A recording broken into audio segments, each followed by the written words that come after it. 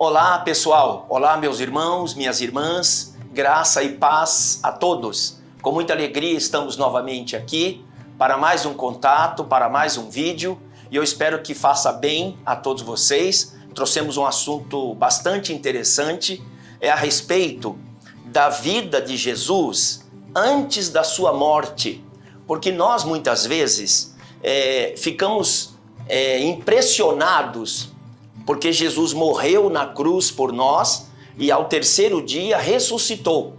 E a gente fica focado mais nessa questão, que Jesus morreu e ressuscitou ao terceiro dia.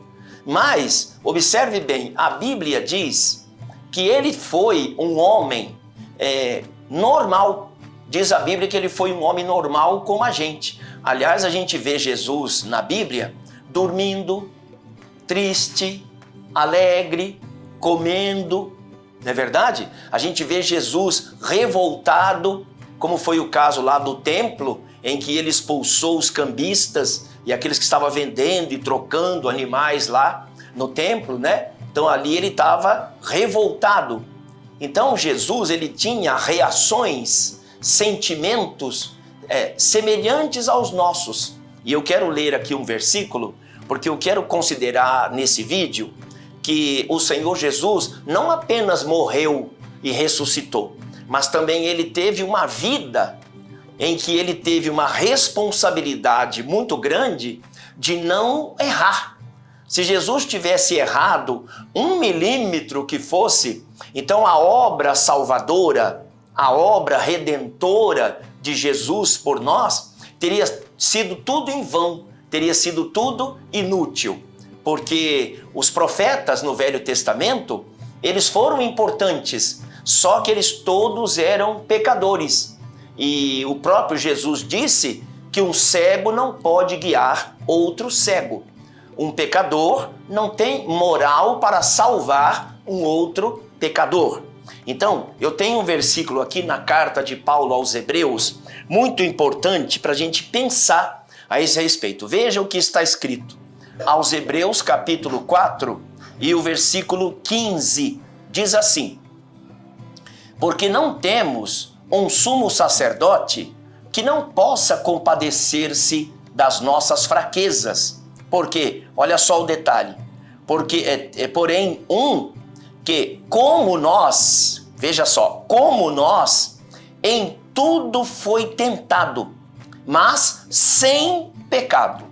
Então veja bem, como nós em tudo foi tentado, mas sem pecado. Então observe, o Senhor Jesus, ele morreu na cruz do Calvário com 33 anos de idade. Logo ele era moço, ele era jovem. Então ele passou, segundo esse versículo, por todo tipo de tentação, todo tipo de provação.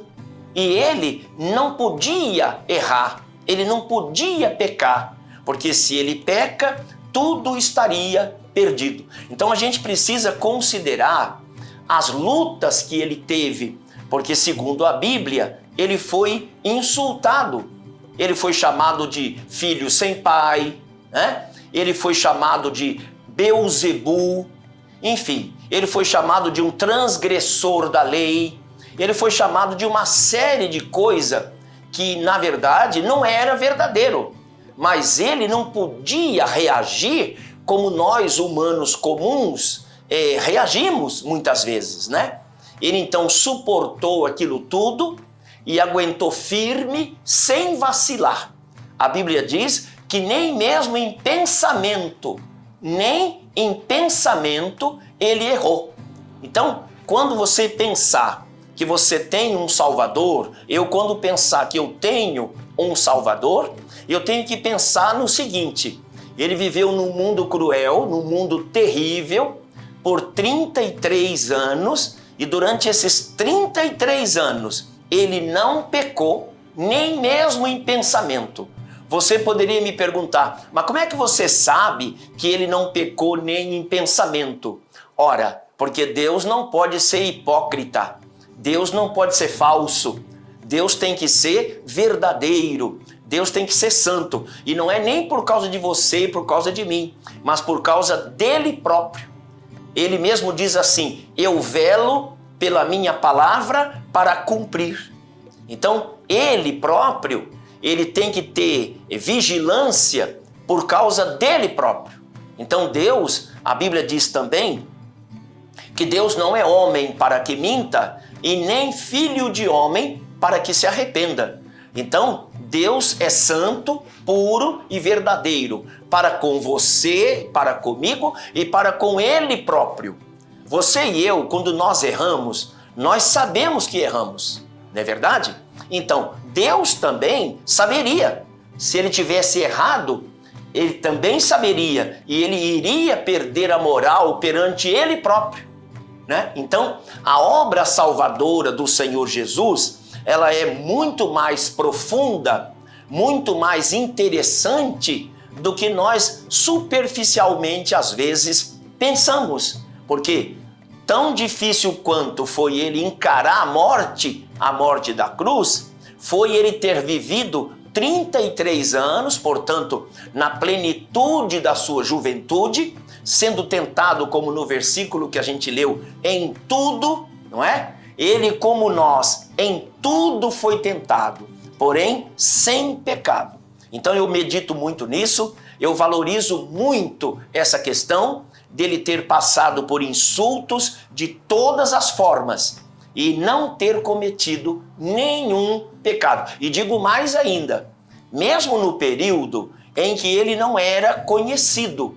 Você sabe que Jesus, ele apenas apareceu ali quando nasceu, quando José e Maria foram para o Egito, avisado pelo anjo, né, que o inimigo queria matá-lo. Então José foi levado para o Egito. Depois Jesus apareceu com 12 anos no templo, falando com os doutores.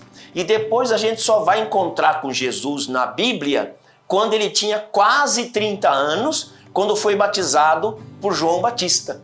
Mas teve todo aquele meio de tempo ali, dos 12 até os 30 anos, que Jesus viveu para nós outros no anonimato. É claro que as pessoas que viveram na época que ele estava aqui na terra humanamente, claro que viram a ele, né? Claro que observavam a ele, mas para nós aqui, nós não temos nada sobre Jesus dos 12 aos 30 anos.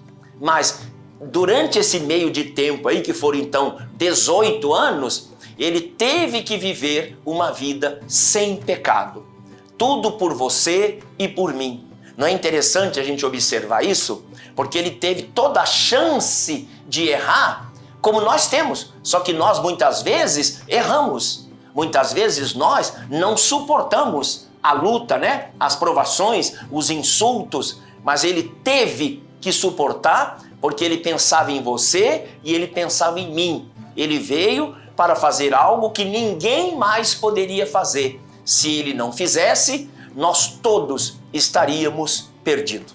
Considere isso, meu querido irmão, considere isto, minha querida irmã. Pense nisso e valorize a sua salvação. Valorize o seu Salvador. Quero orar por você neste momento, no nome de Jesus.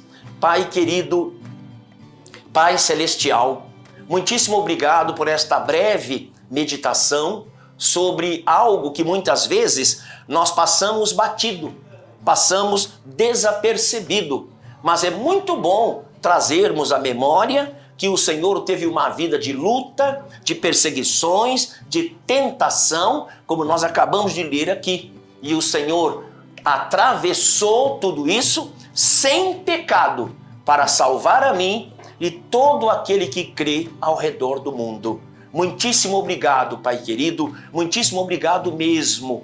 E eu peço que o Senhor visite agora todos aqueles que me veem, todos aqueles que me ouvem. Que o Senhor visite a sua casa, visite o seu lar, sua família, seus negócios, tudo que diz respeito ao meu irmão. Eu oro também por aquele que está porventura vacilante, considerando de sair da igreja, de abandonar o caminho da fé. Fortalece, Senhor, segura nas mãos dessa pessoa. Eu te peço, em nome do Senhor Jesus. Amém e amém, Senhor, e graças a Deus. Meus irmãos, eu queria, antes de pedir para você se inscrever no nosso canal e tudo mais, queria só fazer um comentário de 30 segundos aqui. Você que tem internet, se você não tivesse, você não estaria aqui me vendo. Você que tem aí o YouTube, você tem Facebook, você tem o TikTok. Eu agora estou no TikTok, sabia? Me procura no TikTok, você vai me encontrar. E em breve também estaremos em outros canais por aí, em outras vias, né? Em outros meios de comunicação. Mas o que eu queria falar com vocês é o seguinte: eu acompanho também, até por força da minha profissão, eu acompanho muita coisa na internet, muita coisa no YouTube, no Facebook, enfim. E vejo que o que dá mais ibope, isto é, o que dá mais visibilidade, né? São canais de fofocas, são canais em que as pessoas falam mal de pastores, de bispos, é ou não é? Esses canais, eles então têm uma visualização fenomenal, porque o povo gosta de fofoca, gosta de diz-que-me-diz-que.